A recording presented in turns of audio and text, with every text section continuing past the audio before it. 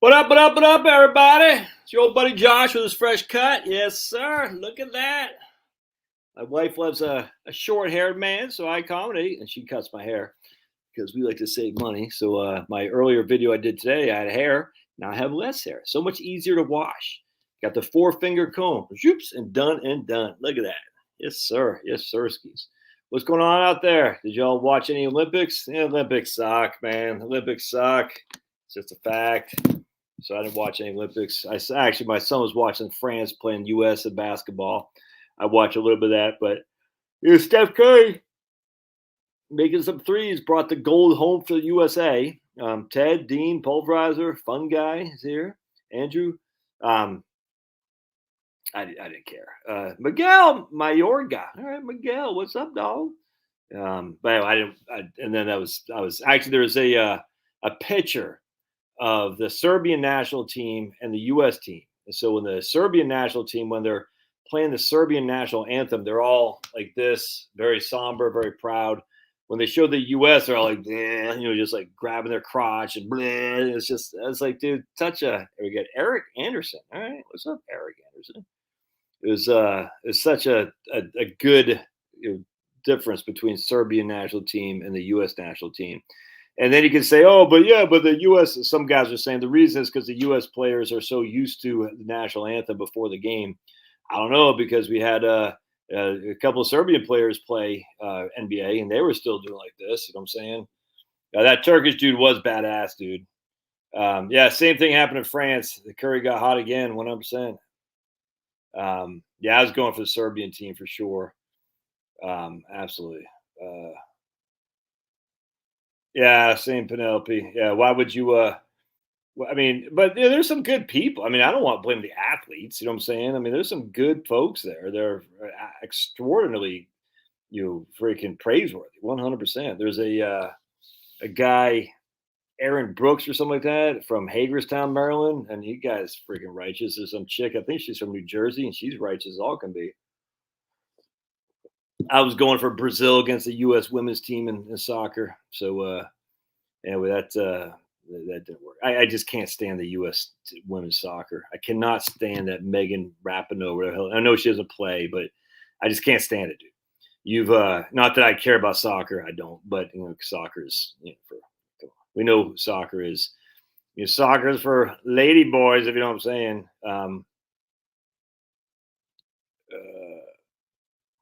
I hate how U.S. team gloating when their team is so stacked. It's just Jokic on Serbia. No, I think isn't Bogdanovic on Serbia too, who plays the Hawks. So Bogdanovic is on Serbia too. I hate the focus of I don't know. I don't like it, man. Yeah, respect to athletes, not to support. Oh, 100%, 100%. I don't. But I mean, so they got some real good people that are playing in the Olympics. But the facts are, the Olympics suck, dude. They can kiss my big fat behind. And we know the British Olympics when they're bowing down to the NHS. Very interesting, hey Tom, how they're bowing down to the NHS, and they had stuff about, like, if memory serves, like vaccines and stuff in the British Olympics. I just saw a video of some Canadian chick twerking after yeah. I do this women's soccer. I'll root against them just when they give any accolades to Megan Rapinoe, whatever that stupid chick's name is. I'll root again. I'll root for China. I'll root for Russia, and of course Russia could not compete in the Olympics. How convenient, because Russia's the aggressor. I'm like, wait a second. All these other countries are doing crap stuff, but Russia. Yeah, that was cool, man. That was freaking fantastic. Um, and then the U.S. basketball players are biting the medal too, which is kind of weird. But that was way cool. I don't know if y'all saw that, but you had some Chinese girl. Oh, did you hear about the some Olympic, whatever that Simone Biles is, whatever stupid name is? There's something where she won second place, someone else, American, won first place, and then some chick from Romania got third place. And they're like, oh my goodness, you won and she's all excited. Then the U.S. said, no, we got robbed, and so they had, they took away their medal and gave it to this chick from U.S. And that was with this iconic Simone Biles and whoever, I don't know who this other chick is. I don't know these other people. They're like bowing down in front of him. But it turns out that, no, they took it away from the Romanian for wrong cause because she did not go out of bounds. They just wanted an iconic imagery like they had in the Mexico City Olympics with those guys going like this. They wanted that. They wanted it badly. They wanted it badly. And they couldn't have a Romanian girl, if you know what I'm saying, on there is to have that iconic image. It's so obviously stupid. So they had Simone Biles, whoever won the freaking thing, and the other chick, they're like, ugh! And they had to have that Tommy something who won the Brazil won the gold, Simone was second. I would be afraid to fight the Algerian thing. What I'm saying, interesting. Owen Benjamin made this point. He goes, so if that Algerian's a chick, how come never seen her hijab? If that Algerian is a woman, is there any pictures of her in a hijab? I don't think there is. So what's that about, man? What's that about? So we don't have any pictures of the girl in Algeria in the hijab, and when Algiers, in my opinion, is pretty. All right, you're going. So that, in my opinion, Jordan Childs gave her third, then took it. Gave her third, then took it back. That's what it was. So where's the Algerian person? How come she's never wearing a hijab or anything? Very interesting. You'd think you'd have to, right? If you're going to be you think you'd have to if you're going to be in Algeria. Very interesting, and we never see that. I wonder how many medals Russia would have won if they were able to compete. It's kind of like in tennis. We watch. I don't really watch that much, but my wife.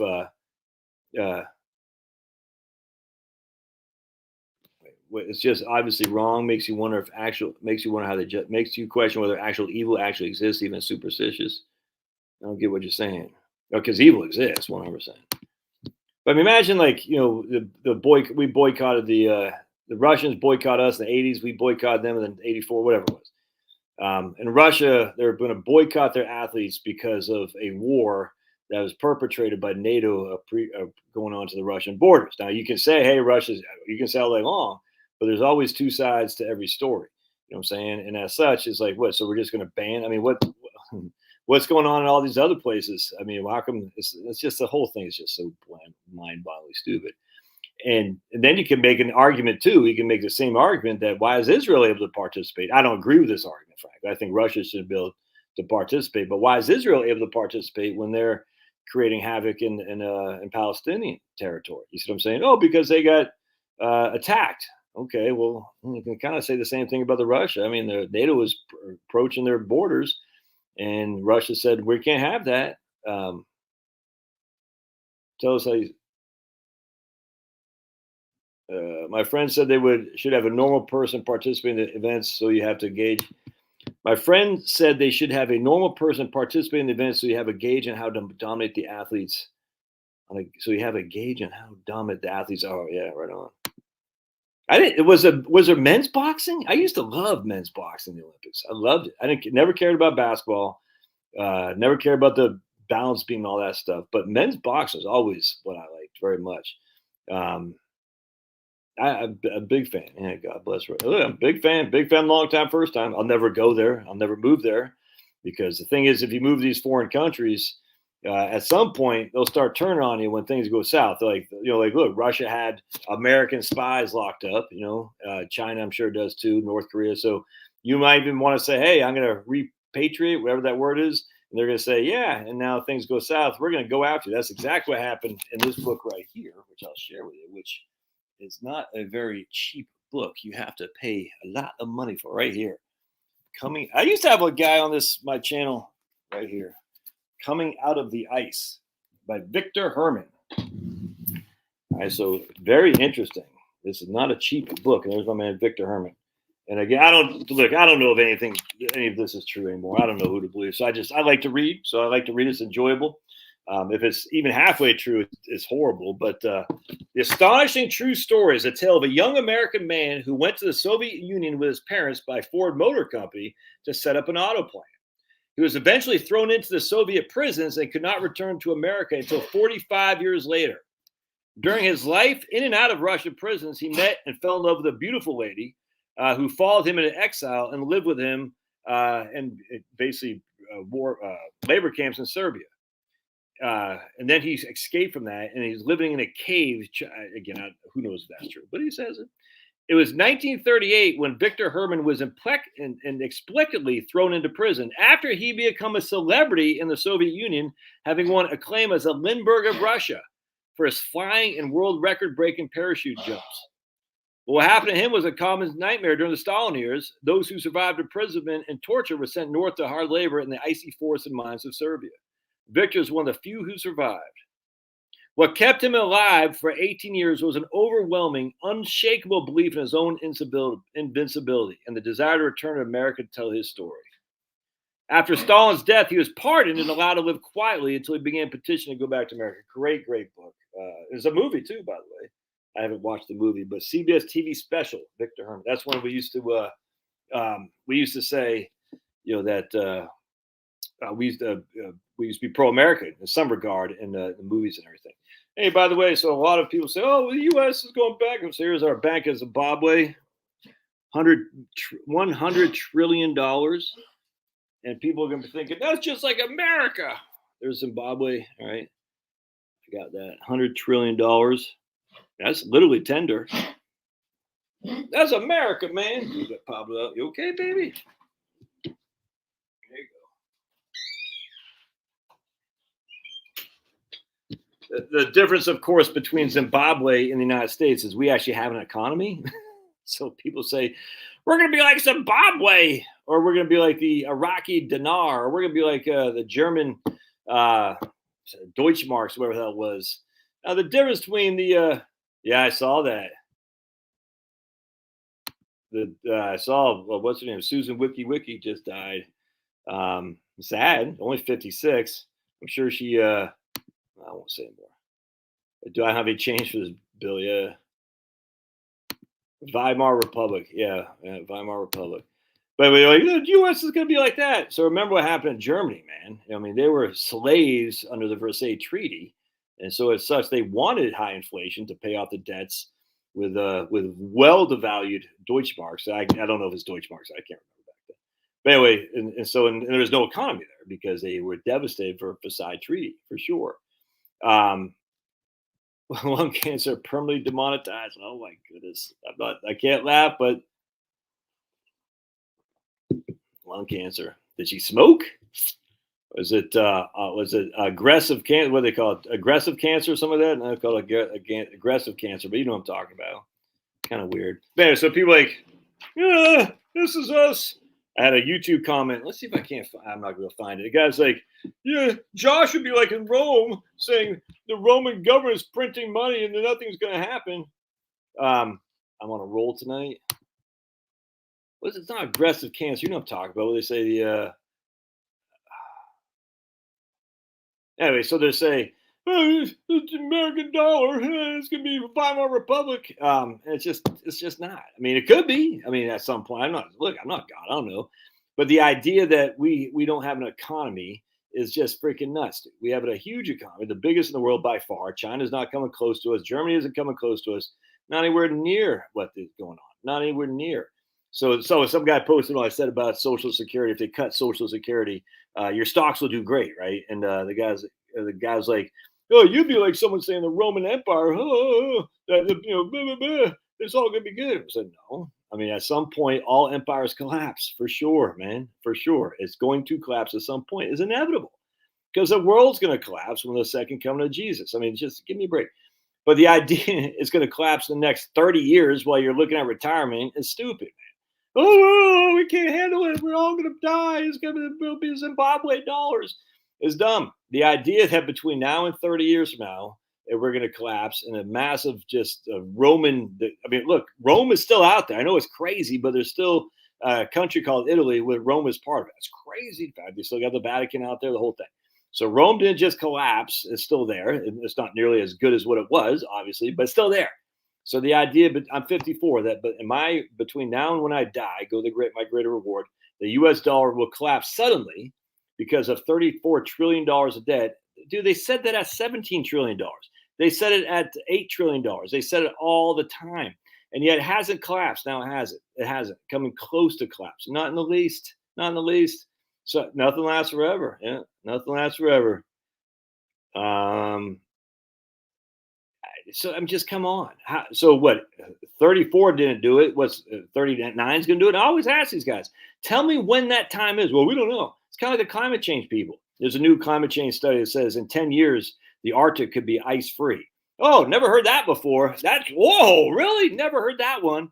And the same thing with these freaking doomsdayers. Oh, the U.S. economy is going to collapse. So the dollar won't be worth crap. I'm like, it's weird because apparently that's not happening. The dollar is still the most valued. I mean, the euro's worth a little bit more than us. But on that, basically, we're the only game in town. We can buy a hell of a lot more Canadian dollars than they can buy of ours. A hell of a lot more Chinese, hell of a lot more Japan, and Japan just had a pretty big surge in their yen too. So, yeah, exactly. Thank goodness. Well, you wouldn't be in the Arctic anyway, but yeah, I've never heard that before. Um, anyway, so I just sit there. I'm thinking, what? People like, oh, we're spending so much. Then don't spend it, man. I mean, my goodness. All right. I mean, look again. I'm not sitting there saying just keep spending, spending, spending. I am just sitting there saying, at the end of the day, it didn't collapse when we went 100% debt to GDP, and it was like, oh, 100% debt to GDP, it's over. I'm like, these are just arbitrary numbers. Yeah, no, I think AOC. I think we're done now. I think because I think AOC was saying by 2025 or something that would be done.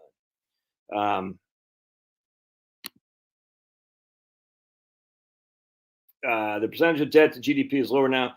But the interesting thing there, Celtic Spirit, is that the debt to GDP in the 70s was like 30%. All right, so this is the 70s. The debt to GDP was 30%. Now the debt to GDP is like 120. What is a better economy? The 70. Oh, and people, I get it. People say, well, I could buy a house. Yeah. The better economy, you can buy a house now. There's plenty of houses out there under $300,000. Plenty of houses. Might not be exactly what you want. Welcome to the club. Sometimes we have to sacrifice a little bit to get what we want. Sometimes we have to sacrifice a little bit to get ultimately what we want. None of us were born into a 5-bedroom, 4-bath house. It didn't happen like that. At some point, unless you had money given to you from your parents or something like that, most people had to get a starter house. Like we had to get one in Dayton, Virginia. It wasn't a big city, had a job, wasn't a high paying job, but we start someplace. And most people got to do the same. But I want that 4-bedroom, 3-bath, 1-acre house with a pool in the best school district. Sorry, you're not going to get it for $275,000. You're going to get, I saw that. How about your gal Teresa blaming the policies for that couple of? That's crazy, man. Yeah, she never wants to blame it because, like some guy said, they just want to say ultimately no one can manage this themselves. Let us take over. That's what they want. 100%. That's exactly right. Middle America, where prices seems reasonable, and then the funny thing is, what they'll say is, well, there's no jobs there. If you want to get the right, I guarantee you can be a nurse. You can be an electrician. You can be a plumber. I guarantee you can find a job if you do these things. Guarantee. Guarantee. Well, but my graphic design is what I trained for. Yeah. Well, so did the Okies in Oklahoma train to be farmers. And guess what? In 1930s, because of the massive heat wave that hit America for a decade, well worse than it is now, they had to go to California. Shocking. You know why? Because you have to move where you can freaking survive. Yeah, right here. My dance. Single wide trailer. Good times. Exactly. And you want to trade it for the world, man. You want to trade it for the world. I just the whole thing is just I get so sick of the whine. "Ooh, okay, boomer." Oh my goodness. And the problem is, unfortunately, a lot of these people they were raised pretty well. They were raised in pretty affluent families, like my kids, upper affluent. You know what I'm saying? Nice, leafy suburbia, and they're just like, what? I got to start lower than what I had when I was a kid. Yeah, you do. I don't want to do that. I don't want to do that. Oh, that's how it works. If you don't gripe about can't afford a house because you want to be a freaking a newspaper, a journalist, or you want to be an art major or something like that. If you want to be able to afford a house, you got to move to where the houses are affordable and find labor that you can do to make it affordable, which is something that you might not have thought about doing. But guess what? You should do it because the trades are hiring like crazy. When I say I follow the Maine Maritime Academy on Facebook, and they're like, please, we'll train you for free to learn basic whatever the boat, the merchant marines do. We'll train you for free to learn this stuff. You see what I'm saying? No, I don't want to do it. I want to be a journalist because I want to make a difference in the world. And then I want to gripe how I can't afford anything. I've been learning CAD software. Yeah, right here. Look at. I've been learning CAD software. Yeah, that's the thing. You got to learn. Oh, you want to retire and build race cars? Ooh, that sounds interesting. Look at Ted. You can stay up there, Ted. I don't know if you can say it, but do they know that you're going to retire in 816? I mean, because you got your name on here. You got your name on there. But it's not even the coast. The crazy thing is, cows. The coastal elites who think they're elite, they're just these paper pushers. Just these little journalists or graphic designers and art majors and stuff in DC, New York, and stuff. The fashion industry. And they're like, oh, I can't afford a house. Well, go learn a skill. Well, I don't want to. Then don't cry about can't afford. I don't have that sympathy. I just don't. No one like my man Dan. He came up for a single wide trailer knowing what we had, Charlotte and me, I'm like, I don't have sympathy. When I know for a fact, if you get out of most of these urban areas, you can find houses. Oh, you might have to commute. Okay, well, join the club, dude. You got people up there in Dawsonville, Georgia, commuting down to Atlanta. I wouldn't do it, but if that was a way to get a house in a halfway decent school district, I'm doing it. Sucks, but welcome to the club. But I don't want to do that, Josh. Yeah, Ted's crushing. Poyer has treated me like a king the last week. 3 parties already, 2 next week. Right on, man.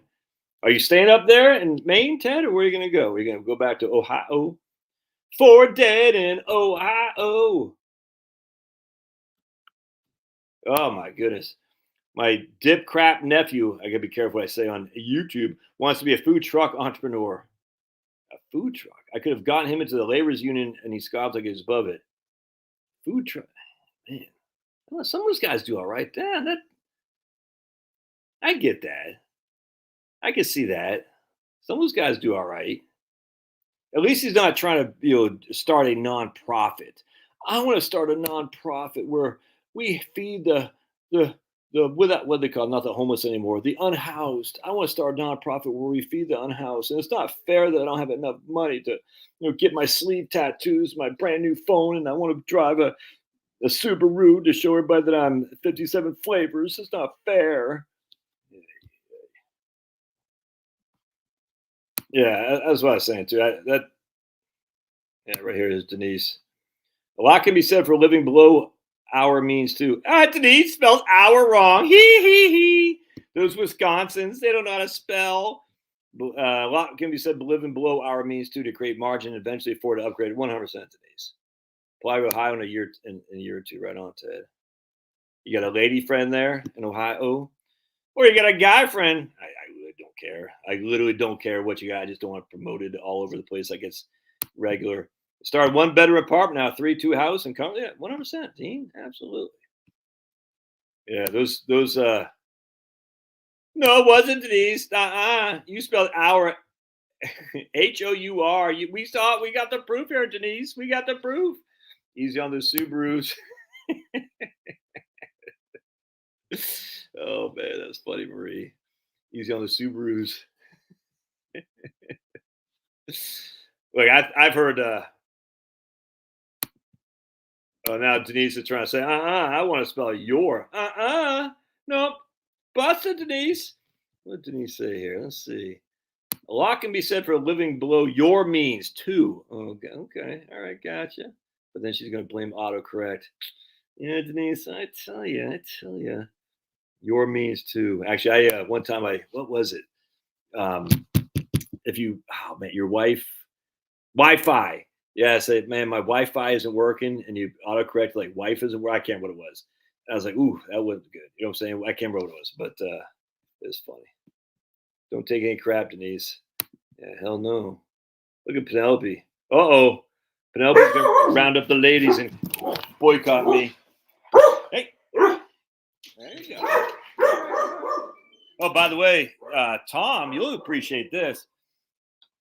I love the ladies here, by the way. Marie, Denise, Penelope, Angie, the folks who come on board, regular basis. I appreciate you all for sure. The Subaru finally fixed those head gasket problems. I don't know, man. That's crazy.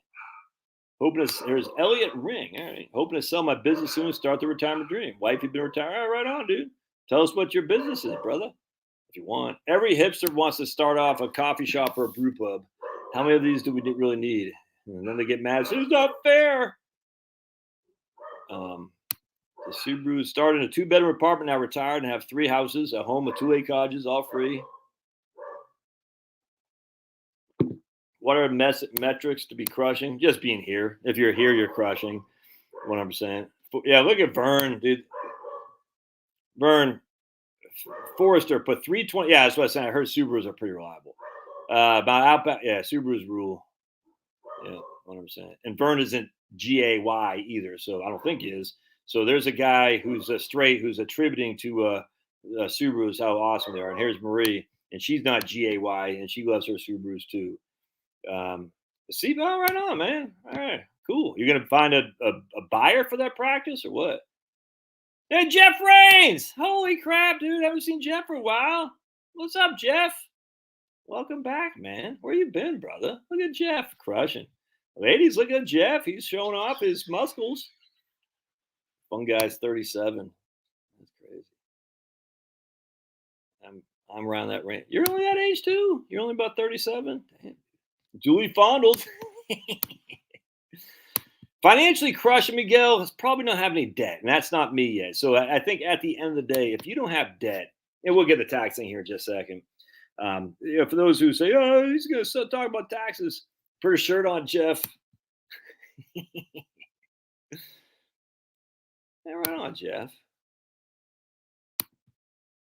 So Maria's mechanic says, "Don't buy between 2020 and 2022 to go." Oh, interesting. Man, Lola at you. You're 31. Damn, you guys are youngsters. Anyway, so Miguel, if you don't have debt, you're financially crushing. I mean, just because the issue is that debt is a albatross around your neck because you have to pay it off, and that means you have to generate income in which to pay it off, and most of the times the income you generate will be taxable as well. So not having debt is I tell you, man, like going back to what Brad Kay said, following the Dave Ramsey method. Dave Ramsey's a force for good. Like I take issue on his silliness on reverse mortgages and whole life insurance, but in the overall scheme of things, Dave Ramsey's 100% a force for good. That's just a fact. So, and because he's telling people not to pay off debt, and I've done videos. I said Dave Ramsey. What did I say? I said Dave Ramsey. Just without question, saying, "Hey, what a great." I had a video. Dave Ramsey saves capitalism or something like that. I can't remember what it was. This is a long time ago because it's like to pay off debt is the biggest way to be financially crushing because you're just like I was talking. Well, actually, the guy I'm going to show you here in just a second. I'm going to show you this guy. We'll call him Johnny. We'll call him Johnny, and I'll show you Johnny and his wife Jenny. Johnny and Jenny. I'll show you. It's amazing what happened because I said, "How did you? They're my age." You know what I'm saying? I said, "How'd you get there?" A little bit, roughly mid 50s, something like that. So how did you get there? He goes, "Man, we just been saving, and we paid off our house 10 years ago, and then we just been piling." I tell you, man, this is once the house is paid off, all that money you were using towards your mortgage is now free to do other things with. This is like the snowball effect in perfect, whatever metaphor. I don't know what the word is, but anyway, so you're spending $3,000 a month on a mortgage, 3,000, 36,000 a year. You know what I'm saying? It's going to take you, $45,000 of income to generate that 36,000 a year or whatever. And so once that mortgage is paid off, you don't need that 45,000 in which to generate the 36,000 to pay off your mortgage. But even if you do have it, because of property, FICA taxes and income tax, and whatnot, well, now that 36,000 is no longer going over here to pay back a debt; it's going over here to grow. And just every month you're saying, okay, 3,000, 3,000, 3,000. What was nominally a $500 a month a 401k contribution plus we'll say $500 match has now been increased threefold because now you're increasing that with the mortgage that you were paying before, and you just grow and grow and grow. It's crazy, man. Yeah, right on, Kirk. Dude, we got a neighbor across the street who does mosquito things for us. We pay him like $40. He comes out like twice a month or something like that in the summertime. Yeah. Oh, there you go, Denise. That's a good caress that like button. 100%. 100%. Yeah. So, and basically me too, Miguel. I mean, but I have more house debt than I want. You know what I'm saying? I mean, I got tons of equity. Hell, this house, catty corner me just sold. And I was like, how that for crazy to me how much money people have to pay for these homes. I'm like, unless if they don't have cash, those mortgages are through the freaking roof. I was like, so I got tons of equity, but I still got a mortgage. I hate it with a passion. Not easy to sell, but may have. Yeah, I can't imagine a CPA firm would be easy sell because it's very specific, and there's definitely a we don't have enough CPAs as it is, and a lot of people. And then are you going to retain the clients? I bet that'd be a tough one to sell to for sure. But you're going to do early fire. All right. I hate that 100%, man. Yeah, this topic. Yeah, I can't read more. Hey, my man Josh is back. Yeah, right here. How do I get back to 100K I've lost because dude, Josh is man. Look, my man. So here's my lobsterman up in Maine crushing. Dude, this is a huge problem. Huge. I don't think people recognize the extent of the problem that we have of a lack of employees. This scares me more than anything. Not the stupid stock market, getting rid of Social Security, is the lack of people labor. The lack of I don't. It's nuts to me. So they basically train. I don't want to say it. Some group of people to be. I want to be a hip hop star. I want to be an athlete. Well, the athlete's fine, but then he's playing all his time being an athlete. I want to be a hip hop star. Very, very few people are going to be a professional athlete or a hip hop star. So that group of people is just learning bad things because there are evil people out there in charge. Then you got other groups of people who think I have to go to college and get a degree and learn freaking to move paper back and forth. You know what I'm saying? To be a paper pusher. Whites, essentially. Whites have been told for years you got to go to college to get a degree. That's where you can make money and have a good career. And those days are just not true anymore. You can remember they used to say learn to code. Well, those days are gone. It wasn't that long ago. West Virginia coal miners learn to code. Yeah, that doesn't do crap anymore. You see what I'm saying? And so, but whites have been told. So blacks have been told to go this route. Whites have been told to go that route, and both are freaking evil. And so whites they don't even know they don't have just a capacity to do any manual labor. I mean, there are some. Don't get me wrong. That are, and mostly aren't in urban areas. I'll tell you that right now. I mean, look, I was just working my book at Dunkin' Donuts, and they got guys out there, not all Spanish, but basically all Spanish, doing freaking road work and stuff on a Saturday. It's 94 degrees out. They did have a utility lineman up there, a couple of utility linemen. They were white, but I mean, these are all Spanish guys, all of them, every single one of them. I was like, this is bad. And we can argue all day long what caused that. It doesn't matter. It is what it is. And more power to those guys for working. But here's my man Josh, who's like, dude, I got to get some lobsters. We got to get lobsters. I'm going to pay. There's no one doing it. It's crazy to me. And it must be nice. You have a job at YouTube. I didn't always have a job at YouTube. I mean, I was in the infantry. I've done 1,000 different jobs out there. I just talked to my kids the other day. It's like, Dad, how many jobs have you had? I've tried everything. You know what I'm saying? It's crazy. And I just happen to find this and be relatively successful. I didn't know though. I told myself, hell, I'll go change tires at Walmart if I have to. If this doesn't work, I don't care. I don't want to do that. But if I had to, I will. And a lot of these people, they look at Soapy. Retired, 57, worked for our church, babysitting the grandkids, 100%. And you're bad in plaid. And that, yeah, cash flow explodes once the mortgage is paid off, 100%. But we just don't have the labor. I don't know, and people we can gripe all day long about immigration. Who's going to? I think I shared this story with you before, but checking out at Publix last week, and there's a somewhat somber black girl named I forgot her name, Ashley or Gabby, I can't remember. And I thought she just had an attitude, and so I always like to smile, say how you doing, and I would see their name tag, say how you doing, Ashley. She goes fine, and I said so you getting ready to go back to school? She goes no. I said and I could tell she had an accent, and there's other guys working right there. I said, so what did you already graduate? She goes, no, I just moved here. I said, oh, where'd you move from? She goes, Sierra Leone. I said, oh. I said, how long have you been here? She goes, 3 months. I said, okay. So I said, you speak English pretty good, a little bit of accent. She goes, yeah, they teach us English in Sierra Leone. I said, okay, gotcha. Anyway, so we just chatted for a couple seconds while she's ringing me up. And a younger lady. I said, well, actually, we're glad to have you. Thanks for being here. She goes, thank you. And then she smiled and gave me have a good day, sir. And I was like, just a little bit of a smile, but she seemed kind of somber and, not, but I think she's just shy, to be perfectly honest with you. She's in a new country, you know what I'm saying? Never seen white people, I'm sure. But here she is at Publix, ringing people up, and Publix isn't hiring illegal immigrants.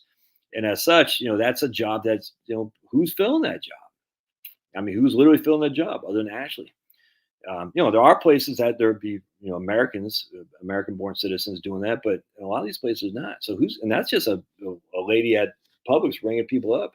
How about Josh? He needs someone to pull up those lobster shell shacks. It's a tough gig. Can a nice state government pension work in lieu of hoarding cash in case you're retired? Oh yeah, absolutely, man. 100%. Guaranteed income, absolutely.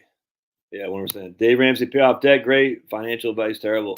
Yeah, if you got it's guaranteed cash flow. Remember the whole point about the bear market is we don't want to have to sell. That's the issue. If we can avoid selling on a bear market, you're going to be pretty good. If that means you have guaranteed income from a pension, and more power to you.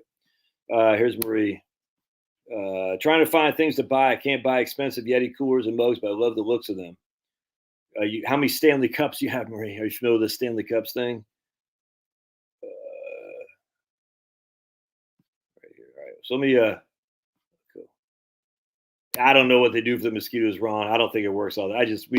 We know the guy, we know the kid, we know his family, so we just hire him for that. I don't think I get bit all the time. Yeah, I think there is a slowdown in the real estate market. But that's why I was shocked when this house. I said, man, that's going for more than any of the other houses that have sold recently, and it doesn't have a pool. I was like, what the hell? All right, so let's F you minus the best. 100%. Yeah, and with disposable income to invest, you'll be able to buy a house at some point. Avoid Dunkin'. They did too. As an Asian person, your parents only let you pick doctor. Yeah, I wish I could have been a baller rapper. Yeah. Oh man. Yeah, I completely agree. College was pushed to inflate administrative bloat at universities, and Wall Street found out they could make money from student loan. 100%, dude. It's such a friggin'. Look at Hugh, debt free. Hugh's crushing. Kids really need to consider trade school in lieu of college. Creates better job security, great income stream, and graduate without doubt. Yeah, and you can do that for like 20 years or something like that. You know what I'm saying? And I don't. It's not unionized. I get all that, but you can do that for 20 years, make a bunch of money, man. And there's actually an article in the Wall Street Journal, a guy who's cleaning. I saw Andrew talk about boilers. He's not cleaning. Maybe he is cleaning boilers. I forgot, but he's cleaning. And he's making 175 a year. He's cleaning something like that.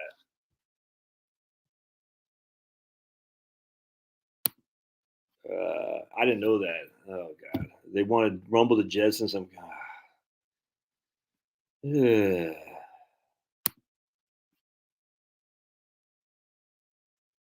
good question. The Asians have to support the folks. Yeah, that's crazy. Yep, family response. See that, but that's crushing. My parents are still mostly but we should support your parents, man. Well, it must be easier for you to say you don't support your mom. Yeah, well, we got my mom's okay. You know what I'm saying? Support my. We got issues in that regard. Another Mainer, been retired now for 3 years, pushed to 72, and still getting desperate calls asking me to come back to work. I do occasionally miss the game. 100%, man. Yeah, 100%. All right, so let me. I will have to Josh's advice. Well, send me a super chat then, Hugh. There's super chat. You can. I won't be mad at you. You don't have to. I'm goofing you, but yeah. All right, so I'm just going through Brian. Forget trade school, get an apprenticeship program. Interesting. Here's okay. Here we go. All universe. Mike Rowe and Victor Davis Hanson regarding the growing divide between cultural elites and people with trade skills. Yeah, I think Charles Murray, the evil Charles Murray, the bell curve, had written a book on that. Basically, basically talk about how white families are now being destroyed, just like the urban black family from the past. And it's not that it was probably 10, 15 years ago. And of course, Charles Murray's so evil, no one talked about it, other than in a place that you're not supposed to go to. But Charles Murray had written a book on that. I forgot what it's called, but it's just he's like basically saying, look, white America is disintegrating just like the black America did, and it's going to be bad. All right, so let me. I want to share with you this. This is let me set up the thing here. So I'm working with this couple, what we call Johnny and Jenny, right? And mid-50s or so. And Johnny, he had about 1.2 million in a brokerage account, basically all in Berkshire and some other non-capital gain, non-dividend stocks. anyway, and I said, how'd you get that? And I'm thinking, I don't know how he got it because he's not that much older than me. And he said, I once I paid my mortgage, I was just able to plug, just freaking just putting money in and money in and money in. And the market helped too. Obviously, the market is growing very, very well. But anyway, he said, okay, so so he's got 1.2 million in a brokerage account. He's got $1 million in a IRA too. So this guy, they're high performers. He and his wife, no kids, which is helpful, I grant you, but they're not living high on the hog. They drive older vehicles. The same old story. No pensions or anything like that. I'm not going to tell you what line of work or anything. But just good, salt of the earth people who've squirreled away a lot of money. They've been married for a long time, and just they got their debt paid off. Anyway, so we're sitting there, thinking mid-50s, and he's like, "Man, I don't have any pension or anything like that. So my concern is I would like to be as tax strategist, whatever, as possible. So we have three things we're contemplating with this guy, Johnny and Jenny. He can take capital gains because he has he's got 1.2 million, about 600,000 capital gains, something like that. I can't remember off the top of my head. He could take capital gains up to the extent of his 12% tax bracket, tax free. All right, so I'll show you what I'm talking about, how much money he needs there in just a second. But he's thinking I could take my capital gains tax free up to the extent of my 12% tax bracket and live off my principal on top of it. So he'll basically have $150,000 of income to spend, all tax free. All right, that's true. He could do that 100%. That defers his IRA though, so at some point he's going to get hammered with the RMDs. Now, he can't touch his IRA because he's under the age of 59 and a half, obviously. So we're not touching the IRA for spending. So that's one thing we could do. Just live off his long-term capital gains, sell enough to get at the top 12% tax bracket, and it'll be tax-free. Not a bad strategy at all. Part two, though, is also Obamacare. He's going to go on Obamacare. So I'm thinking, well, if you do that, you're going to lose your Obamacare premium credits. In the state, in the county he lives, he has PPOs. So I'm like, well, if we do that much, we're going to lose the Obamacare premium credits, and those are worth $1,000 a month or so, depending on your circumstance. In this case, about $1,000 a month or so. So that's $12,000 a year. If we extrapolate that over basically 10 years until you're on Medicare, and that's $120,000 of premium tax credits, assuming they still exist. Because who knows when Kamala wins? Because there's no way Trump's winning, dude. I mean, they're all going to come on. I mean, you've seen these polls now. Trump's down 50 to 46. He was down 50 to 46 in Pennsylvania, Wisconsin, and Michigan. Three states are all identical at 50 to 46. Okay.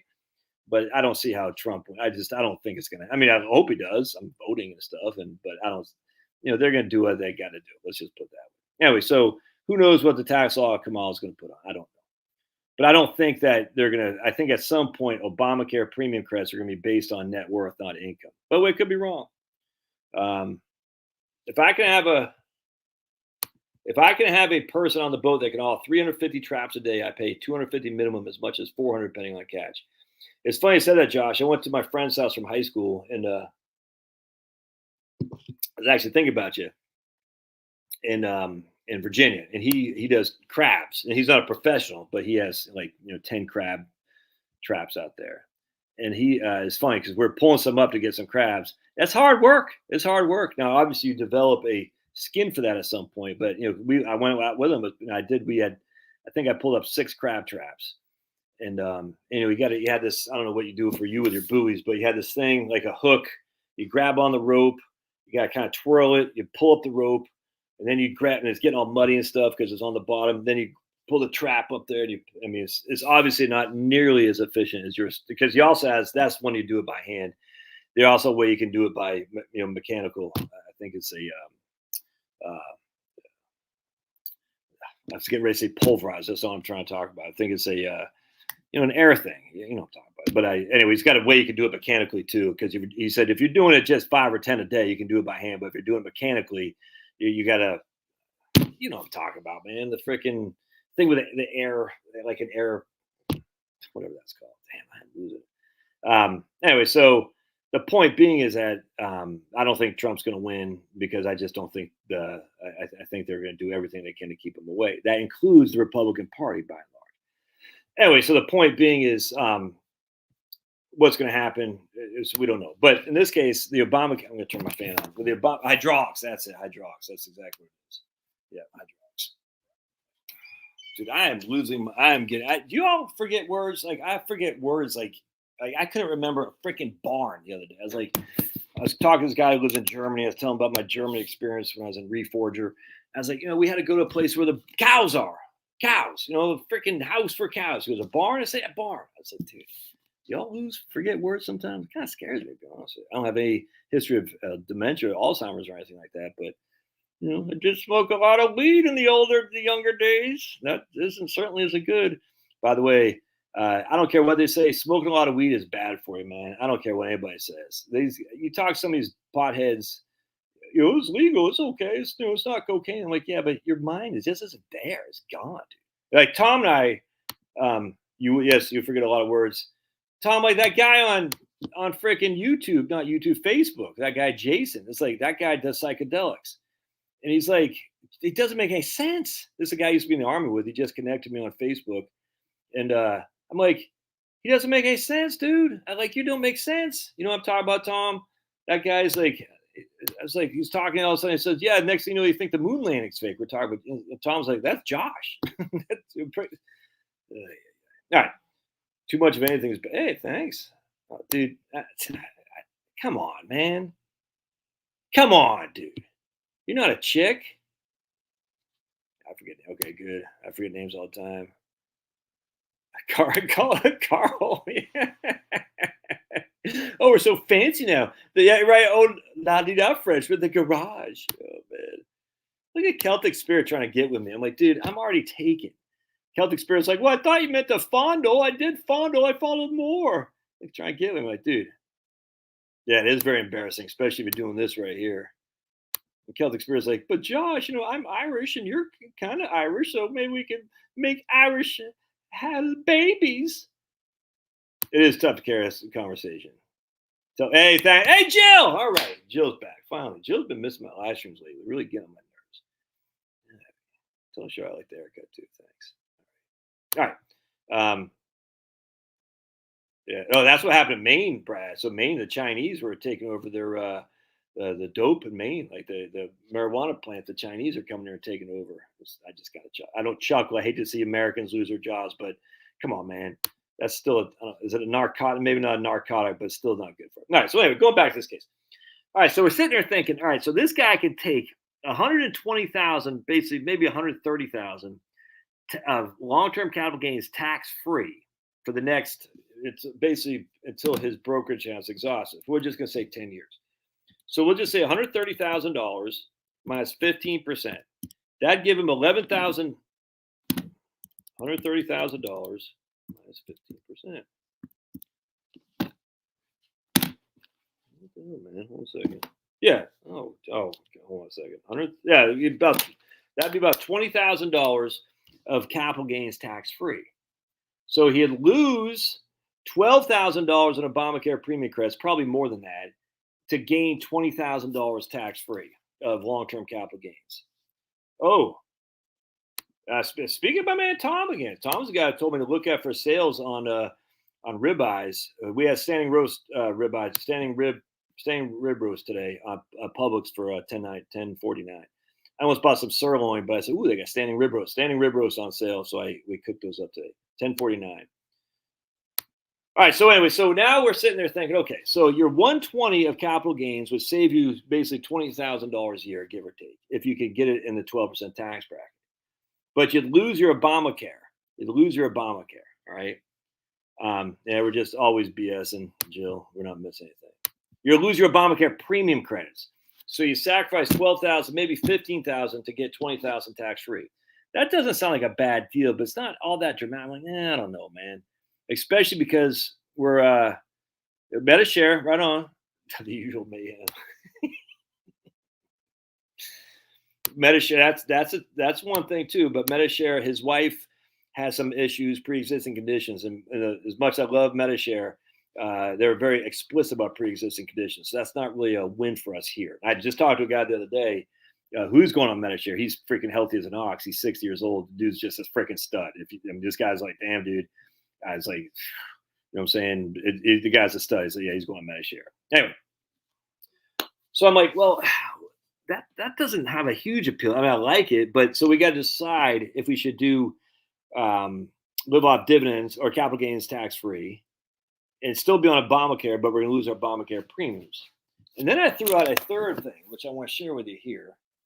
Is I said, what if we did Roth conversions?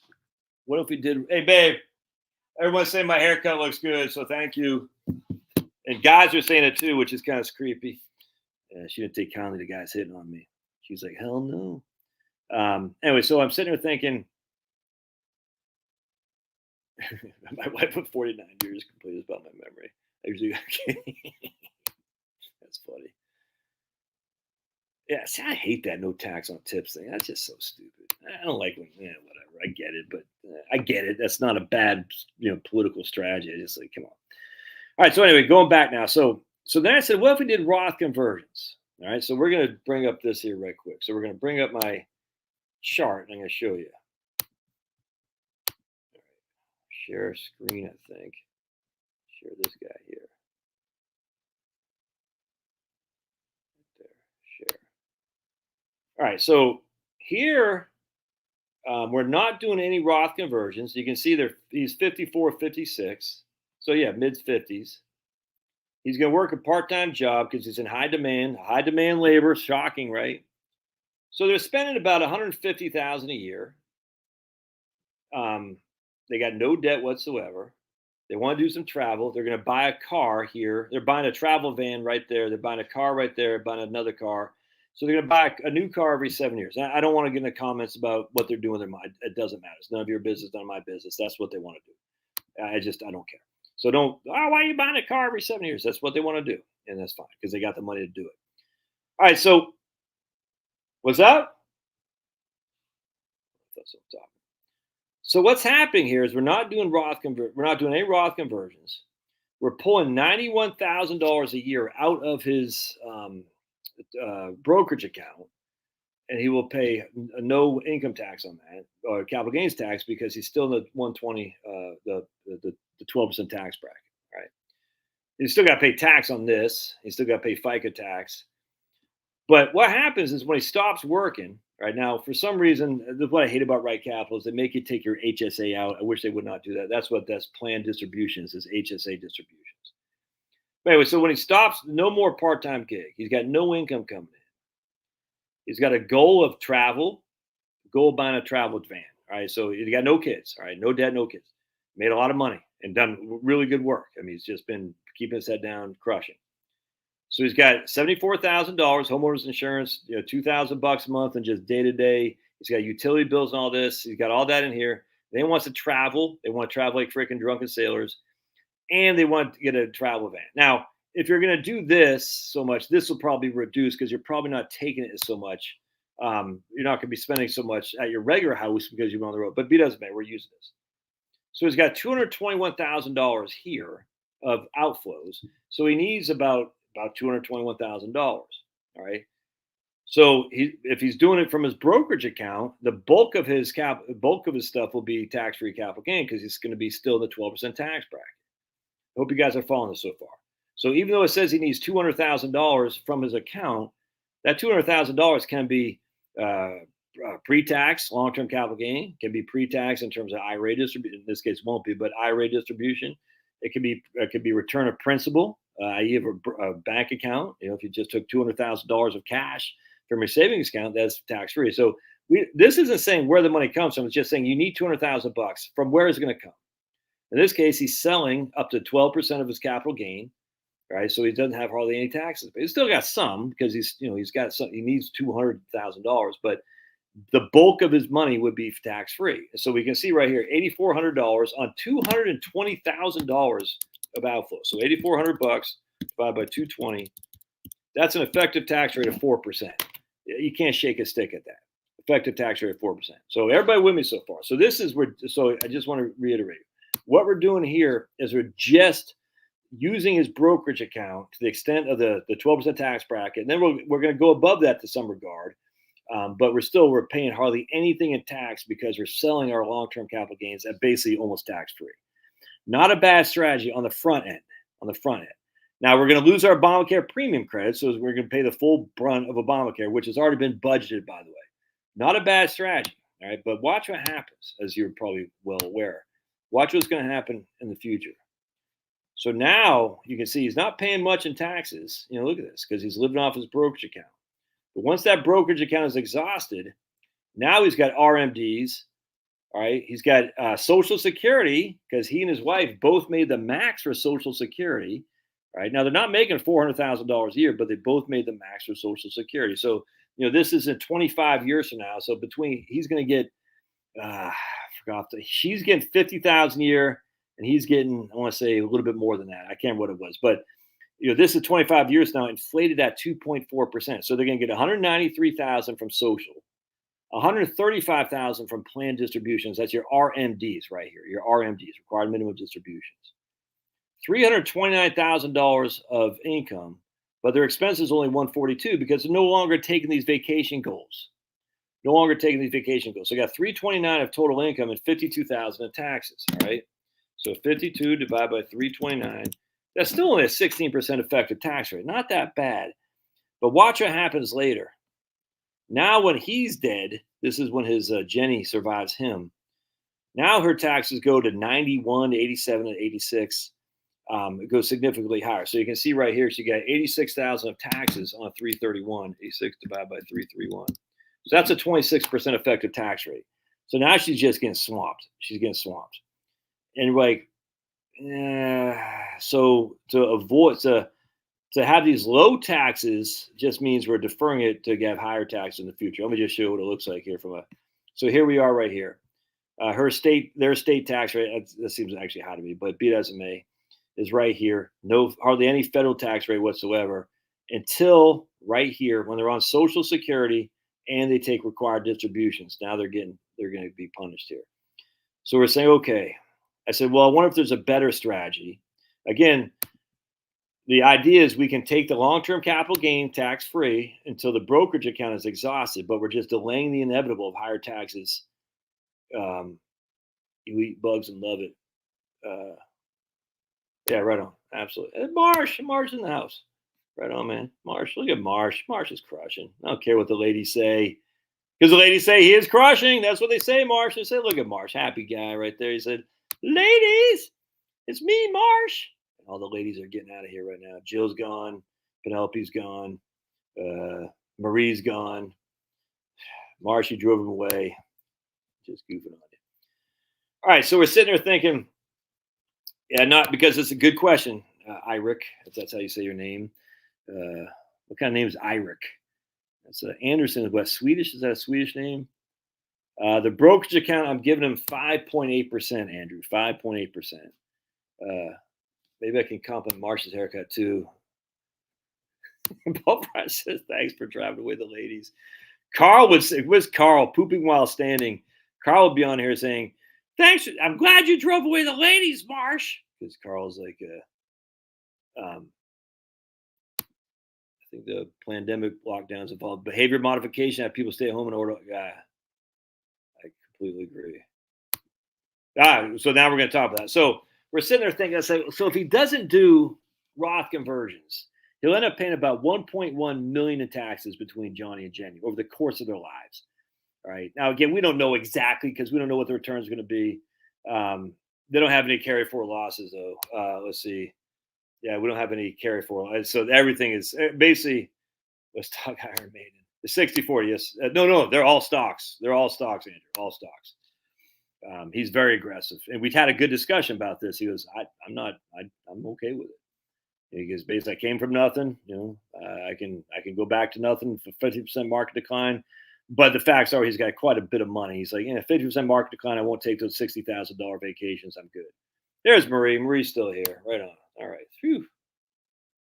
Jenny needs to remarry. Why, Denise? Why does Jenny need to remarry? I don't get it. When Johnny dies.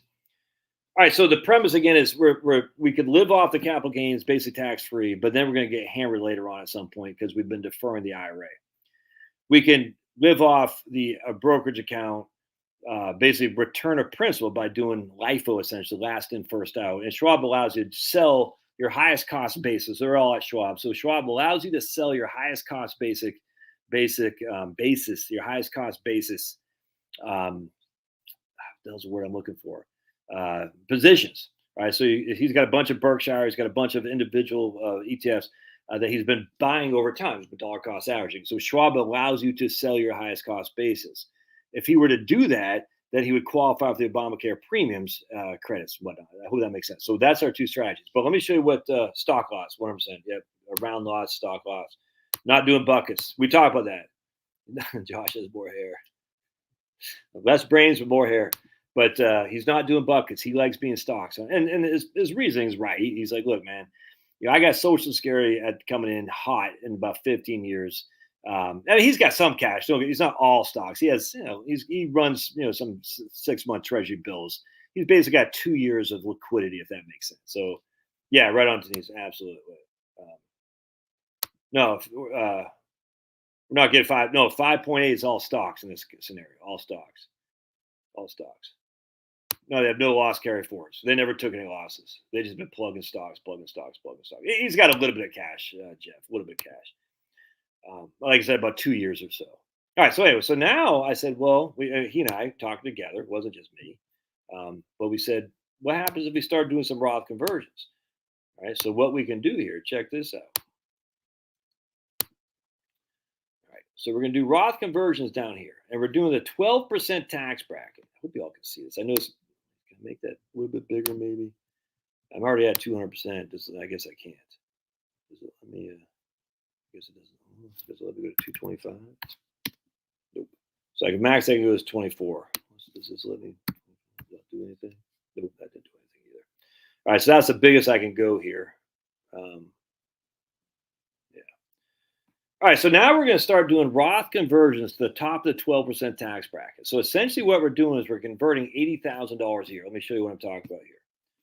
All right, so we're converting $80,000 a year right here, while he's still working, because he's got that $40,000 of part-time income plus $80,000 of Roth conversions. That puts him at basically the top of the 12% tax bracket. All right, but he still needs money to live on, right? He still needs money to live on, so he can't just do Roth conversions to the top of the 12% tax bracket. He still needs money to live on. So what you're going to see here is he's actually pulling from his brokerage account, again, LIFO, last and first out, or highest cost basis. You want to say hi to everybody? Come on up. Come on here, everybody. Come on. Say hi. Oh, there he is. Give his antibodies. It's thin again.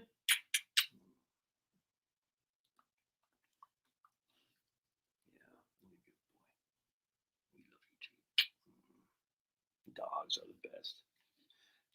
I can't do. You make me feel like dancing. I love him. So handsome. Where's your brother? All right. So what's happening here? So check this out. There's brother. Come here, Pops. Let's say hi to everybody else. Let's say hi to Bobbies. Here's Stone Pablo. Love you too, baby. You make me feel like dancing all the way.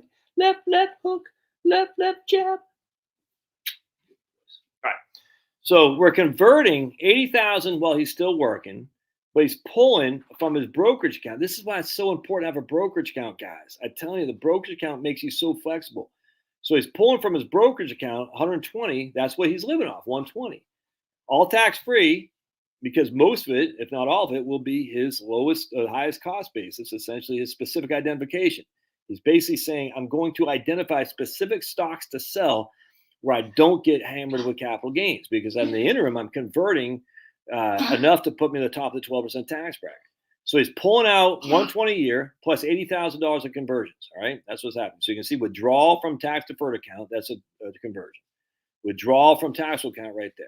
All right. So what's happening is you can see his tax deferred account balance goes to zero after basically 10 years. So when he stops working, again, the top of the 12% tax bracket is 130. Now remember, your taxable income, because he thought, it's like, well, I thought the top of the 12% tax bracket is 94. I said, no. I said, are you looking at the Tax Foundation website? He goes, yes. I said, scroll down a little bit. You see what the standard deductions are. Add that to the taxable income. The top of the 12% tax bracket is your AGI, and right here is adjusted gross income 130. So here he's converting to the top of the 12% tax bracket, but he's living off his brokerage account, basically taking his gain, not taking much gains. At some point, he will have to take some gains. That's just a fact, because at some point, that $600,000 will be gone, and he'll have to be all zero capital, all zero cost basis. I'll have to take some gains. All right, so I'll show you what that looks like here in a second. So after year 10, he's got nothing. Basically, his brokerage account is right. Does it show? Yeah, his brokerage account, there is $2 million. That's what it was. His brokerage account is worth $900,000. So he's taken the equivalent of $1 million off their brokerage account when you factor in a 5.8% growth. Now, who knows if he'll get the 5.8%? I don't know. But what else are you going to do? We don't know. But then his tax deferred account zeroed out. Watch what happens to the taxes he ends up paying. So instead of paying, 84, 46, 600,000, he's paying right here. He's paying 43, 51, 54, whatnot. But then once the brokerage account, once the IRA is exhausted, and now he's just living off his long-term capital gains, he's hardly paying anything, because now he's just living off long-term capital gains. Look at that. 64, 66, so living off long-term capital gains. Total outflow is $184,000, all long-term capital gains. And obviously some Roth IRAs too. He'd have to tap into his Roth at some point as well, because his brokerage account could be exhausted. All long-term capital gains, hardly any taxes whatsoever. Now we go forward when he's 78 and she's 80, or vice versa. I guess, yeah, he's 78. I forgot. Yeah, he's 78. No taxes at all. $250,000 of income, no tax, because they're living off their brokerage account. All long-term capital gains. And they could take off money from the Roths as well if they want. All tax-free. So we scroll down here, and this is what it looks like. Instead of this scenario, no tax and hammer time, they pay all the tax right here. About an 18% effective tax rate when you factor in the state, but it's only 18% for the next 10 years. And then it's basically zero. Nothing. Big fat goose egg. You know how much they're going to save in taxes? $700,000. $700,000 in taxes. Because they're basically saying we'll pay, $45,000 a year for the next 10 years. That's $450,000, as opposed to pay, I don't know, $10,000 a year for the next 10 years, and then just get hammered at 70, 80, 90,000 thereafter. And yet, check this out. Now they are losing the Obamacare subsidies, I grant you. That sucks. But watch, in terms of their probability of success and how much money they leave, it's the same. So here's where they're doing the Roth conversions, 84% versus 85%. This is just, we stayed all in stock. So what I was trying to show them, I said, look, if you eliminate some of the downside risk, these would be like 96 and 97. So because we're all in stocks, we have a massive downside risk. This 85 is a sweet spot. That's fine. But I said, if you want to, you go down to a balanced portfolio, basically downshift from fifth gear to third gear, and this will jump up from 84 to 96. Now you'll leave less money, but he doesn't care. He doesn't have any kids, no kids, so he doesn't care. So the same probability of success, basically. Now it looks like he's leaving a little bit less here than here. This is without the Roth conversions. This is with the Roth conversions. But remember how much is being left. This is all tax-free. This is tax deferred. You see what I'm saying? So not only is he leaving about the same amount of money, but the same amount of money that he's leaving, essentially in this case to his wife when he dies, is all tax-free. Even though there'd be less in the overall estate at their death, the facts are this money right here is all, a lot of that subject to income tax to somebody, being the wife upon his demise. That's all tax-free. All right, so let's see what else here. I want to show you one other thing here. So here's what we're doing. Yeah, so here's ordinary income tax bracket. They're not paying hardly any taxes. They're not even at the top of the 10% bracket. And we fiddled around a little bit with doing Roth conversions to the top of the 10% bracket and retaining the Obamacare premium credits. It didn't do enough. His wife, Jenny, would still get hammered later on. It just wasn't a good enough scenario. I was like, I don't think, it worked okay, but not nearly to the extent of doing this right here. Filling up these 12% tax brackets. And then what's going to happen is There's no tax. I mean, you can't see it here, but that blue goes away. You can just barely see that purple, light purple right there. So basically, filling up for the next 10 years, paying the tax man is all gone at the end of the day. After when he's 64 years old, no IRMA's the word. But by the way, this doesn't include IRMA payments he's gonna have to pay and all that. No IRMA's, nothing. Crazy. So again, the three scenarios were, and he told me I could use this data. He obviously don't know what it is. But the three scenarios were no Roth conversions, live off the 12% capital gains. So it's all tax free. You'll lose the Obamacare premium credits doing that. Live off the return to principal, live off your basis in your brokerage account, and keep your Obamacare premium credits. That's scenario 2. Scenario 3 is lose the Obamacare premium credits, do Roth conversions to the top of the 12% tax bracket, and live off the high basis portfolio to brokerage account. And that by far and away is a winning strategy without question, because he's going to say, okay, I'm not leaving my wife with getting hammered. I am going to pay a little bit more tax on the front end, but then after 10 years, it's all gone. My tax savings is $700,000 less in taxes than if I did no Roth conversions. Recognizing I lose $120,000 from not having Obamacare premiums. I'm not even sure that would stay, but it doesn't matter. So he's going to make, and then on top of that, I'm leaving the same amount of money at my death. All right, see, Eric. Did Eric ever says, but I guess it's got to be Swedish, right? Yeah, so those Swedish people, aren't they all tall and gorgeous? Freaking Swedes. Yeah, right here. Jeff. My Roth conversion is saving $275 in tax. I have 400. Yeah, if I make it that long. Yeah, right there. We are living off the basis and keeping the credits. It just makes sense for us given our health. 100%. Absolutely. If he's playing on charitable giving, you should keep some of the tax free because you get, 100%. We could. 100% if that's a big issue. Denise. Denise, you scared the hell out of me for a second there. I was like, whoa, did I put his phone number on there? Ooh, that scared me. I was like, because I got to be very careful when I'm using people's data. I don't want to, friggin'. So I'm like, I was looking. So I always make sure there's no names. So, I got to keep it anonymous. I was like, whoa, did I miss it? Because I don't even have the guy's phone number. I was like, wow, did I mess? That scared me. I got it. I got your number on the wall. I got it. Where's Kim? For a good time call. Because Kim always likes when I sing. Kim hasn't been around lately. I'll be a bus driver for health insurance if I have to. If I prioritize Roth conversions and no, if I prioritize Roth conversions from age 55, 75, and no Obamacare 70s. Yeah, what I'm saying. They won't get hit with IRMA. They will get hit with that 1 year. That 1 year they will. Good point there, Ron. They'll get hit with IRMA. Right. Oh wait, 1 second. Right there. Is that the Roth conversion one? Wait, let me make sure I'm looking at the right screen here. Right there. What was that one? I don't want that. I want that one. No, because they only have $184,000 of income. So IRMA right now, I think it's the first tranche is like 210 or something like that, and even then it's only like $12.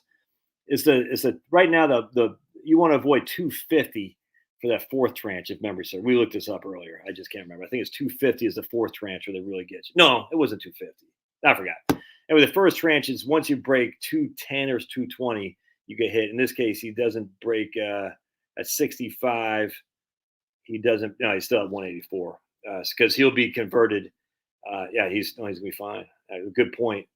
Yep, he's fine. It's crazy. Yeah, he'll be all done conversion at 64. Now I know they recognize it back to when he's 63, but even at 63, he's only got 227. So remember, IRMA does adjust for inflation, unlike the net investment income tax, and that is something that he will have a little bit of net investment income tax. We're talking a couple $100, $1,000 on occasion, not much. Anyway, that's fantastic. Is lots of subsidies. Did I hear that just converting to 12% tax bracket? Did I hear that the Fed said they're going to cut by 75 basis points? I saw that someplace, but I haven't been able to verify it, so I don't know if it's just the media being silly. But I thought I saw that. Work part-time. Well, he is kind of working a part-time job, but it's not for health insurance. But no, it's a good point. Work part-time job for health insurance and do Roth conversions or drive bus, like one guy said in here. Yeah, that was you. You said I'd drive a bus. Absolutely. Um, you have Schwab, decide not to convert more than. Yeah, I don't. Yeah, I wouldn't do it. The 12%, I think, is a do a brainer. But for you, yeah, because you're single, I wouldn't. I wouldn't do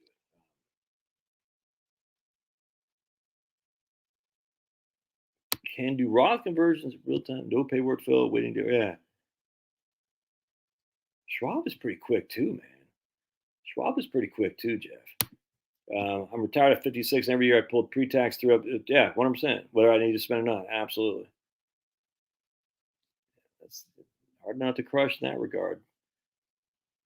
Vanguard brokerage account is low cost and user friendly, putting aside wokeism. Dogs having a loogie back there. Yeah, he was. Yeah, freaking Pablo. Leo Sayer. Who's that? Who's Leo Sayer? I don't know who that is. Who's Leo Sayer? There's there's an economist who want to say, all right, yeah, economists want everything. Yeah, that's why I said when I saw that, I was like, no way. It's exactly what I said. No way they're cutting that much. Absolutely not. Mortgage rate drops, I think 2 years low, right? Yeah, because the 30-year treasury has kind of come back a little bit, but it's still below 4.25, I think. See what the 30-year is.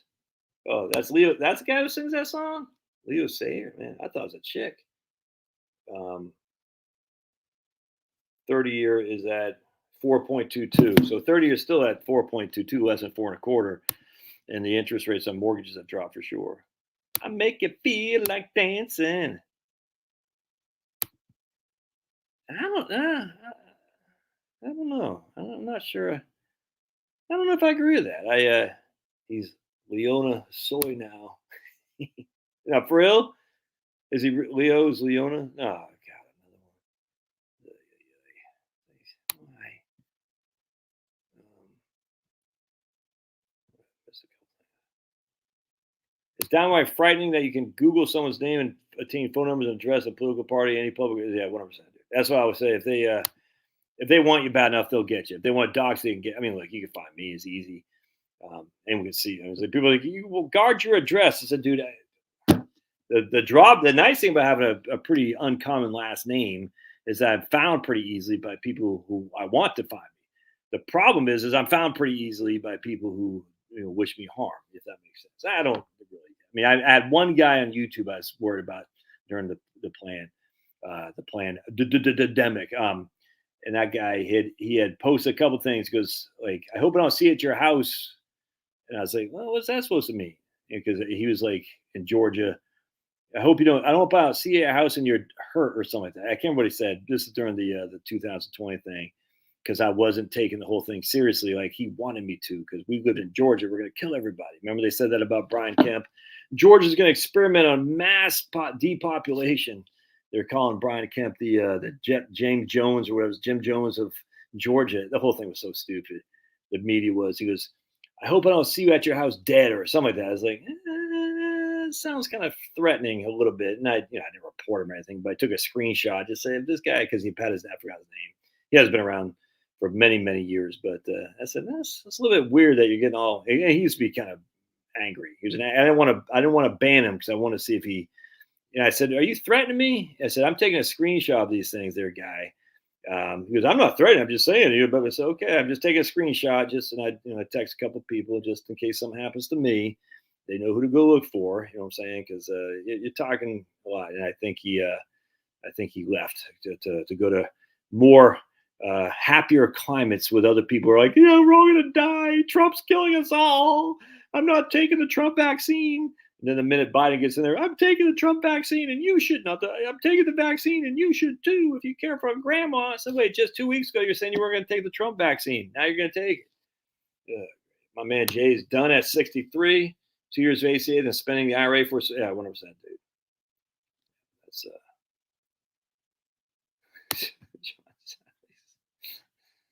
boy. All right. That's all I got, man. Fidelity charges, you hold it Roth. Denise, good night. Denise, see you. I'm thinking I'm going to get out of here too. Yeah, I love when internet strangers threaten me. They have no clue. I don't get, like, I don't understand, like, I 100%. I don't do the face diver is so freaking stupid. You have some cash, Ron. I mean, if you're recession in of itself, remember recession just means 2 consecutive quarters of negative growth. That's it. So don't conflate a recession for negative market returns. It's not. It's not. I mean, there's some validity to that, but just because it's a recession doesn't mean the market. Really, what you're talking about is a bear market, retiring into a bear market. Forget the recession. It's really retiring into a bear market that's a bigger concern because that happens a lot more than recessions do. So yeah, you got some cash, stack some cash. This guy, my client dealing with Jenny and Johnny, he didn't want to. He said, I think I got enough for a couple years. I'm good with that. I'm good with that. And I can take a 50% decline, and that has never happened. And that's the worst case scenario. And by the time I'm 60, 70, when I'm 70 years old, I got so much money I can rely on to live until I'm Social Security. Once I'm on Social Security, we're fine. And that's what I tell all my clients too. I always say, just remember, at the end of the day, the worst case scenario, you run out of money, the markets do badly. Kamala, she freaking heals up Harris, does what she does with your money. You still got Social Security and no debt. The worst case scenario. I said, come on, man. If that's the, and a lot of the people I deal with, they came from not much. I said, if you just look at your, like who was saying it here, they came from a single wide trailer, his first house. I said, look, we're not going to have to go back to that because you already have your houses paid for. But the worst case scenario is you get, $4,000 a month in social, and you got no debt. Yeah, 1,000 of that if you're married goes to your Medicare, but still got 3,000 of and then you can do a reverse mortgage if you want. If that's the worst case scenario, that's not so shabby. Yeah, I don't understand the internet people got to be oh, I posted something the other day about I got banned from this guy. It's funny because he never banned me on my politics until I told him. I said, man, you better be careful. You're getting awful close to racism. Because he's like, look how the human development in the South is so bad. Look at these numbers. They're worse than Estonia. I was like, what's the one thing the South has that most other states don't have? What's the one thing? What's the population of the South that's pretty heavy in one group of people that most other states don't have? Said, you better be careful. You're bordering on very racism there. And I said, your Charles Murray is coming through because the liberals hate Charles Murray because he talks about genetics, not genetics, your IQ passed down because of your ethnicity and whatnot. I said, your Charles Murray is coming through because liberals, literally, they know they're racist, and deep inside, a liberal is probably the most racist person you're gonna find. They know it. And I said, so I did a screenshot of that post and I posted it on there, my own Twitter thing, X. I said, liberals can't hide their Charles Murray. And anyway, so he banned me from that. I just thought it was funny. I said, oh, all the other stuff he didn't ban me on, but this one because they hate being called out. They hate it. It's so fun. Anytime a liberal says Jesus doesn't exist, I always say, oh, so you're saying the Quran is wrong? I always say that because you don't want to offend a Muslim. My goodness, Islamophobia. And then anytime a liberal say anything bad about the South, say, why? It sounds like you're bordering on racism there. Why? What's going on here, man? I know I get it if you live in Boston, not many certain groups of people, but you might need to get out more, especially when they're using terms like human development index. So the guy banned me. But anyway, so I said, before I got banned, I said, I'm pretty far right. This is a different post. I said, I'm pretty far right. And because some guy was saying, as a Green Party member, we got to take over Congress. And the guy's post, he goes, we're never going to take over Congress. You got to start from the bottom up. And I said, I'm a pretty far right guy, and I agree. You got to start from the bottom up. For a Christian nationalist, we need to start from the lowest point. Your local, your mayor, you go up from there to your county and stuff. You know what I'm saying? And some guy, he had a muscle. He was like showing his muscles. He says, F you, you Nazi scum. And some other guy said, yeah, whatever the guy's name is, go get him, beat him up. And I was like, it's like, what are we in, like fourth grade? It's like, jeez, man. I was like, this is insane. Oh, man. Dude, and Shapiro was much better than choice. Look, I know there's a little bit of a honeymoon for Kamala right now. And, the polls are 50-46 for 3 straight states. Jill, do you see that? 3 straight states, all 50-46 for Kamala. I say, there's not one 51-47. There's not one, 49-46. They're all 50-46 for Pennsylvania, Wisconsin, Michigan. So yeah, something's off about that. Anyway, so there's a honeymoon right now for Kamala. I get it. I find it weird because just literally 10 days ago, Biden was the Mac of all daddies, and all of a sudden, no, Biden's bad. But tampon Tim, exactly, 100%. But I mean, the honeymoon's going to wear off. It always does. And don't forget, I'm not. See, I don't want to say the polls are fake. I don't think they're fake. I just think there's a honeymoon, and it depends on the demographics and whatnot. But I do think Kamala has gained some traction, without question, because it's the media's playing her up like crazy. And that's okay. That's what Trump's got to deal with. Is the media's playing her up. And I get that. And then anytime there's a honeymoon, there's going to be this kind of. It's almost like a convention speech. Remember, Dukakis was up by 17 after the Democratic convention in 1988. Yeah, there's no way she's up 50-46 in each of those states. That just seems more than a 100%. Wait till she starts talking. 100%. Absolutely. Anyway, I'm not. But with that said, I mean, Dukakis was up 17 against Bush. Hillary was up and all that stuff. But there is a bump anytime there's a new entrance in the stuff. People are like, oh yeah, I'm excited about her. But my thing is with Kamala is she's just dumb as rocks, and when she talks in the debate or something like that, people are either going to see her or they won't. Sadly, I think there's a lot of angry single women that are like, for some reason, they really taken to Kamala. It's very, very odd to me. Very odd. Oh, that's what I was going to say. There was another poll that had her up 52-46 or something like that. I said, so you're telling me, I mean, think how idiotic these are. You're telling me that when Sniffy Joe had Kamala as vice president, Sniffy Joe was, let's just say is 46-44 for Trump. The minute Kamala became the nominee, she not only jumped Joe because she was vice president, she jumped above the 50+1 to 52. That's a solid majority. No, that's we're getting up to Obama numbers there. No, that's just idiotic, man. Yeah, but don't say polls are fake. I don't like that. Republicans do that, and I wish they would not. I think the polls are pretty legit in the overall scheme of things. I do, 100%. I just the idea that, but some polls are so skewed, like this 52-46 one. I was like, no, the country isn't 52-48 Kamala versus Trump. The country is basically 50-50. And so the idea that Kamala, who was the vice president, all of a sudden jumped Joe Biden by 8. I'm like, come on, man, that's just stupid. So when you see a poll, don't just write off as fake. You got to see in the aggregate, and the aggregate does show Kamala had making treadway, and even Rich Barrett says that. I'm okay with that. But at the end of the day, it doesn't necessarily mean it's going to stick. It's not like people saying Trump needs to fire his campaign manager, Trump needs a shakeup and all that. I'm like, dude, how many presidential elections did you win there, guy? None. How many did Trump win when no one thought he would? One. So Trump is in that, two. I'm not going to say it out loud, but two maybe. So the issue is Trump knows how to win. He's done it. You have, not you, but you haven't. The idiots who are saying Trump needs a campaign shakeup and all that. Trump has won. And he won when no one thought he could. And he wasn't like an unknown quantity. Everyone knew what they were getting with Trump, and he still won. And as such, the idea that Trump is like, oh, he's lost his mojo. I've heard some people say he's lost his mojo. I'm like, what? Yeah, come on. They're like, no, he went on Alex Stein. What's the guy's name? The crazy guy, Alex, whatever that guy, Alex Stein. Oh, the guy who got banned everywhere. Alex Jones. He went on Alex Jones, exactly, pulverizer. He went on Alex Jones and no one else would. He's still going on, these places. He's still Trump.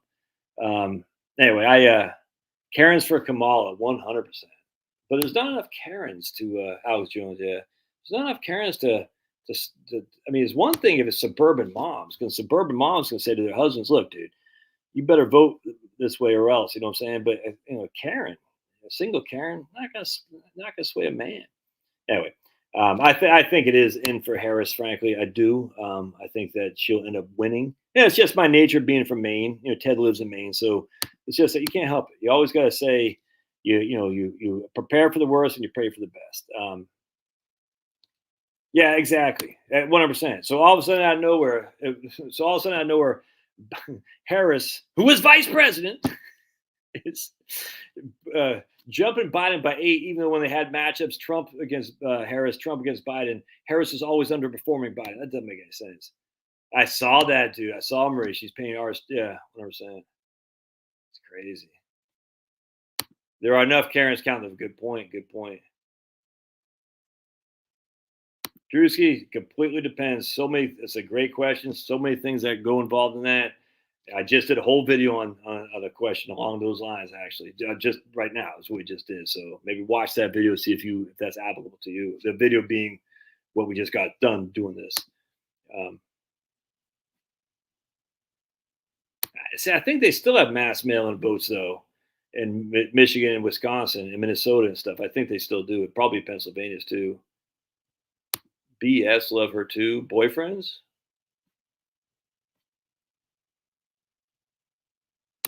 Yeah, what I'm saying, Ted. I think she could really implode. I think all she has to do is just not be an idiot, and I don't know if she can. I just don't know if she can. Um, yeah. Okay, remember, she's never got a vote. I mean, this is why I'm not worried. I mean, just they're yeah, black females. Well, Karens. I mean, white females, black females, single women, and a lot more single blacks women than single white women. But 100%. That's not going to pass in the Senate, though. There's no way that's passing the Senate, and no way whoever's the hell's in charge is going to sign it. Anyway, so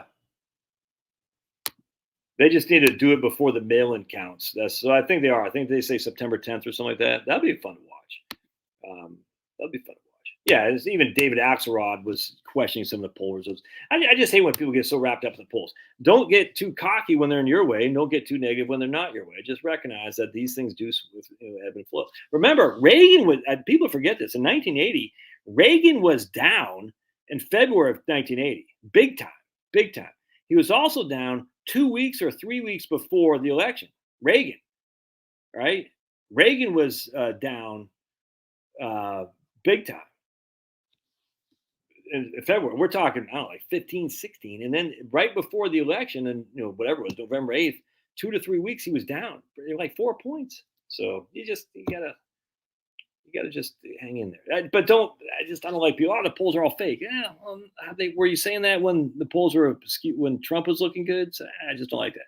So I don't like when they say the polls are fake when our guy's losing, but they say the polls are legit when our guy's winning. I think she's gonna. I think she's. I would be, frankly, if they don't do a debate, I'd be surprised. But remember, Biden stayed in his basement the whole damn time, and the media, who controls the Democrats don't control the media. They allowed it. It's crazy. They're definitely push a narrative. I don't even think it's so much the election so much. I think they push a narrative of, do you support LGBT? Do you support Black Lives Matter and stuff like that? Yeah, I agree with Jill. I mean, Rasmussen, I don't think Trafalgar, they were off of one, it was 2022. I think they're off pretty big, actually. I think Trafalgar or whatever was off pretty big in 2022. That's what they say, but that didn't happen in 2016. It didn't happen in 2016. No, I didn't say you're saying they're all fake, Jill. I just think at the end of the day, you look at the aggregate. Don't just look at the ones you like. Look at the aggregate. The RCP. I don't look at it. The RCP. I just chuckled and said Harris is up 50 to 46. I said that's that same number for 3 states. 3 states. Okay. Harris never could beat Biden, and yet somehow Harris is jumping over Biden. And the same people who loved Biden, who didn't like Harris, are now suddenly loving Harris. And it just. But be it as it may. Yeah, I don't know. When voting asks for ID and record the ID number, mail-in voting, at least my state. What state are you in, Jeff? Because that's the issue. The issue isn't your state, unfortunately. Yeah, we'll see. Look. I'm from Maine, dude. I don't. I always think my team's going to lose. Oh, you're in Delaware. All right, right on. But even Delaware doesn't matter. It's Michigan, Wisconsin, and Pennsylvania. That's it. And then Arizona and Georgia to some extent. And then who do I see? Virginia, actually, my man Youngkin, he's cleaning up the ballots there. So he's pulling a DeSantis, which is fantastic. So, yeah, but it's funny you said that. I remember when I lived in Alexander, when I first got out of the Army, I lived in Alexander, Virginia, and I was volunteering for a guy named Kyle McSlero. And I remember taking my sister to work one time, and he was running against this Democrat thug named Jim Moran. I said, let's see how many we're counting McSlero bumper stickers versus the Jim Moran ones. This is before I knew that much about politics, that Alexandria is a very left-wing city. I didn't know. I said, man, There's like 10 Jim Rand bumper stickers for one McSlero. I said, yeesh. But I didn't realize that Alexander was left wing. I didn't know that's how it worked. And so McSlero got smoked. And he ran again a couple years later, got smoked again. And it's just this, there's a Virginia 8th, that's a district. I don't know where it is anymore. A very left wing. It's all government workers in Alexandria. So anyway, yeah, 100%. That's exactly right. So yeah, they Pittsburgh and Philly, 100%. They have the volume, the large counts, and exactly they can create the votes out of kind of like gravity. We just create it. We call it dark matter. Well, how do you explain gravity? It's dark matter. Okay. Same like with the votes in Pennsylvania. All right, I can get out of here, my friends. God bless. Appreciate you. Yeah, right here. So we got RCP up. Remember the national one. I mean, well, nationals is interesting. That doesn't matter. It's the states. It really is. It all is going to come down to.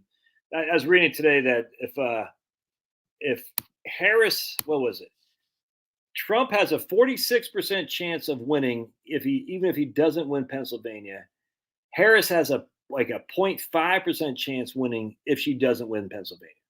So Kamala Harris has to win Pennsylvania. If she does not win Pennsylvania, it's over. That's all there is to it.